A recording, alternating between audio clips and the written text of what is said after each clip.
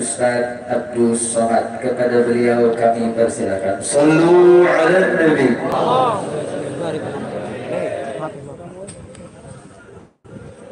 Apaan Bib? Apaan Bib kami? Sini aja deh.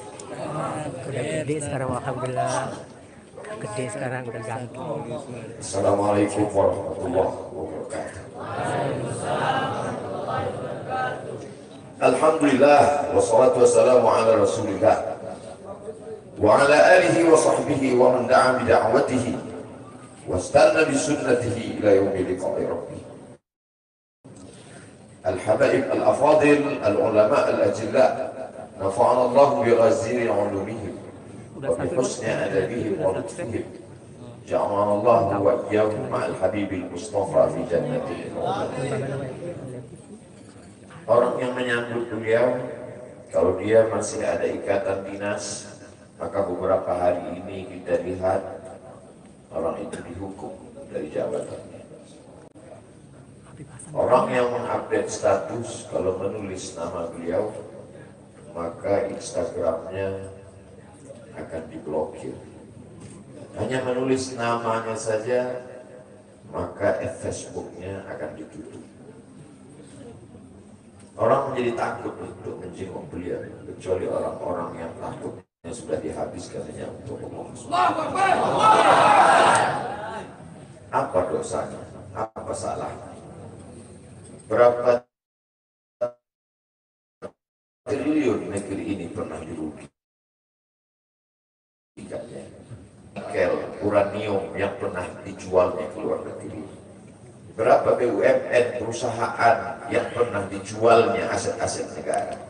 Ada yang pernah dia jual? Dia hanya mengajak anak muda yang selama ini pecandu narkoba menjadi bertobat kepada Allah. Dia hanya membangkitkan semangat anak muda yang selama ini berzina menjadi orang-orang yang takut kepada Allah.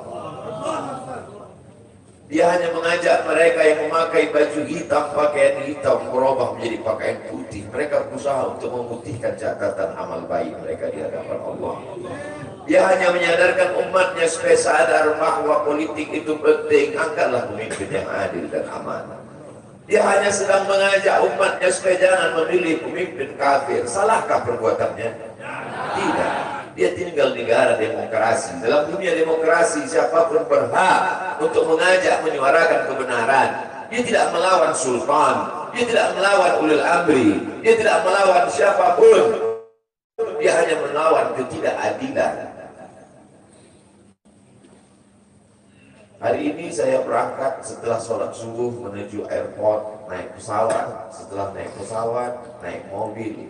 Setelah naik mobil, jalan macet, saya mesti turun naik sepeda motor. Setelah naik sepeda motor pun juga tidak bergerak, jalan kaki. Akhirnya sampai kemana? Dalam hati saya berkata, celaka betul orang yang mengatakan kemarin katanya tidak ada yang menyambutnya. Sudah 3 hari, saya pikir 3 hari tidak ada orang lagi, saya akan datang bisa duduk berdua dengan beliau. Saya tidak datang mau ceramah, saya tidak datang mau tausiah, saya tidak mau datang mau tabligh akbar.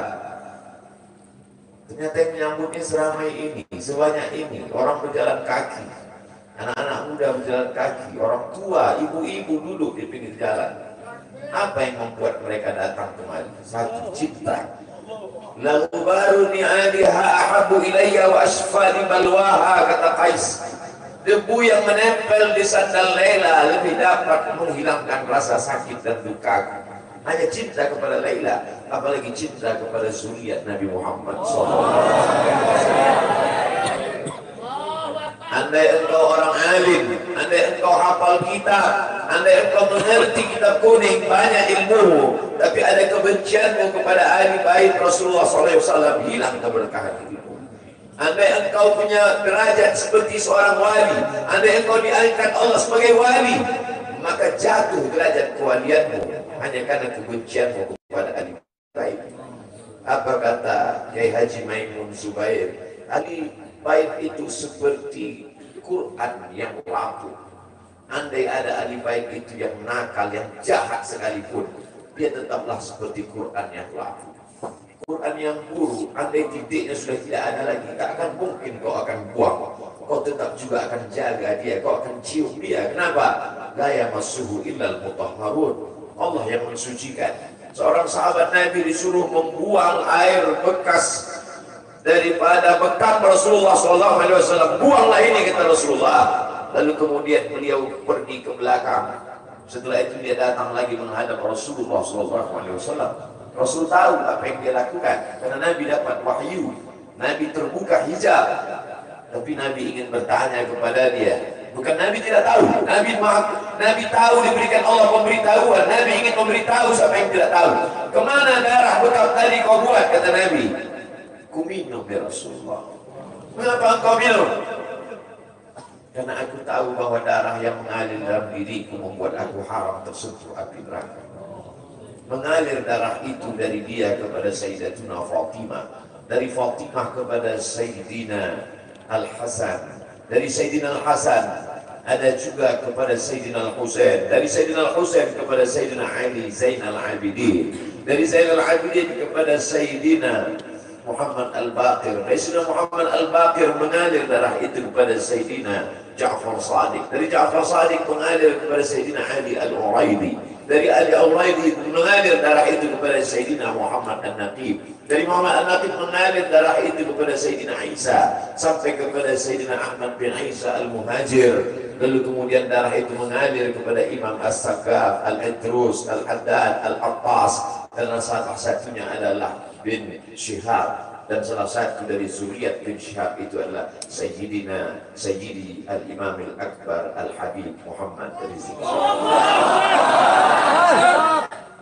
Kalau mau hidup tenang, beliau sudah tenang dengan anak menantunya, dengan cucunya, dengan ilmunya.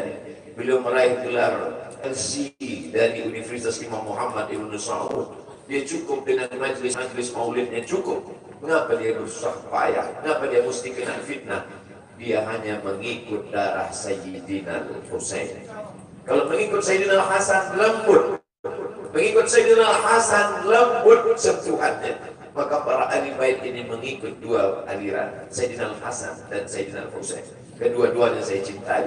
Habaib yang mengikut Sayyidina Al-Hasan, saya datang, saya cium tangan mereka, saya bersilaturahim, lembut gaya mereka. Tapi mereka semua mengajak untuk mencintai Sayyidina wa Maulana Muhammad sallallahu alaihi wasallam. Tapi ada yang seperti Sayyidina Al-Husain menggelegar suaranya, dia huluskan pedangnya untuk musuh-musuh Allah. Keduanya adalah sama-sama diridhai Allah. Innal Hasan wal Husain sayyida syababi ahli jannah. Yang mencintai Sayyidina Al-Hasan, mencintai Sayyidina Al-Husain, yang mencintai zuriat mereka, keturunan mereka, maka dengan cinta itu bekal kita menghadap Rasulullah SAW. Andai aku dihadapkan nanti menghadap Allah, tahajud tak sebanyak Imam Ahmad bin Hanbal, 300 raka'ah fil yaumi wal laila, 300 rakaat sehari semalam. Andai aku dihadapkan kepada Rasulullah SAW, maka jihadku tidak sebanyak Sayyidina Khalid bin Walid. Setiap jengkal kulitnya, setiap tetes darahnya tak lepas daripada tebasan tombak, anak panah dan pedang. Andai aku dihadapkan kepada Sayyidina Maulana Muhammad SAW, amalku tak sebanyak Abdurrahman ibn Auf. Lalu apa bekalmu, hai Abdul Somad? Adakah ceramah-ceramahmu itu bisa kau jadikan bekal menghadap Allah? Tidak. Sebagiannya sudah diambil oleh tatapan mataku melihat berapa subscriber, follower, dan viewer. Abdul Somad mungkin habis amalnya sudah ria. Satu-satunya yang akan dijadikan bekal menghadap Rasulullah hanyalah aku pernah mencintai keturunan Rasulullah. Aku pernah mencintai zuriat. Sallu ala Nabi.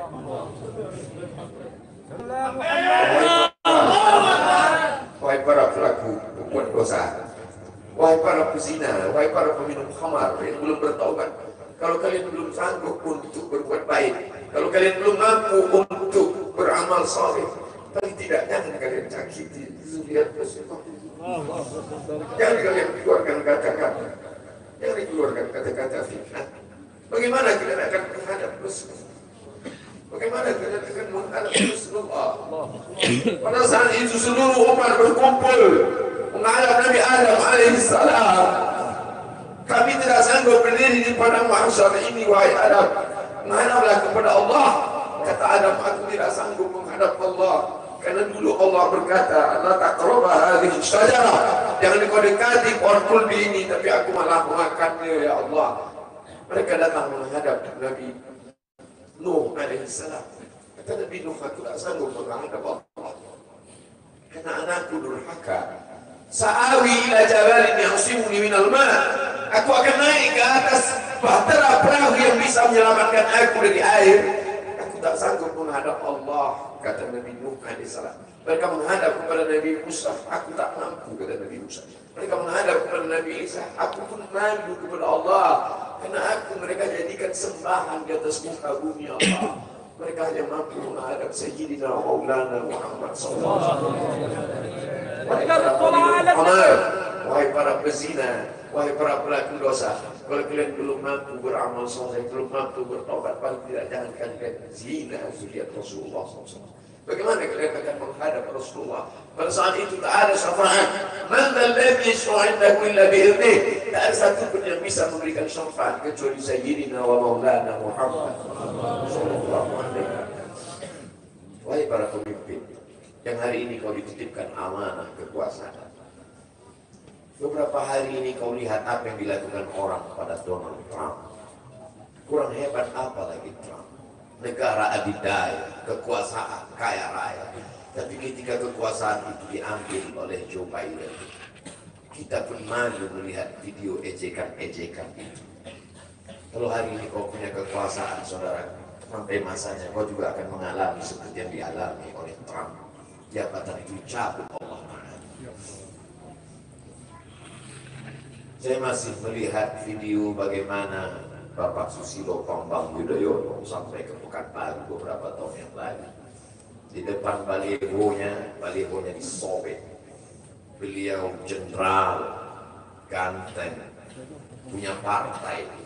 Tapi setelah kekuasaan itu tak ada di tangannya, difitnah, dibully, balihonya disobek. Bagaimana agaknya ketika tiga hal itu tak ada pada diri kita. Tidak jenderal, tidak ganteng, dan tak pula punya partai. Fakta biru yang dilakukan menangkap ikan di Bukit Selasih. Demikian, terima kasih. Assalamualaikum warahmatullahi wabarakatuh.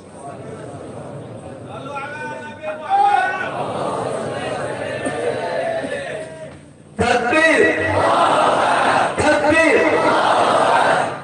Mudah-mudahan hari ini menjadi saksi bahwa kita mencintai zuriyahnya Rasulullah dan menjadi saksi pembela di hadapan Allah dan Rasulnya. Maka kita langsung mendengar amanah dari Imam besar kita kepada beliau. Kami persilakan.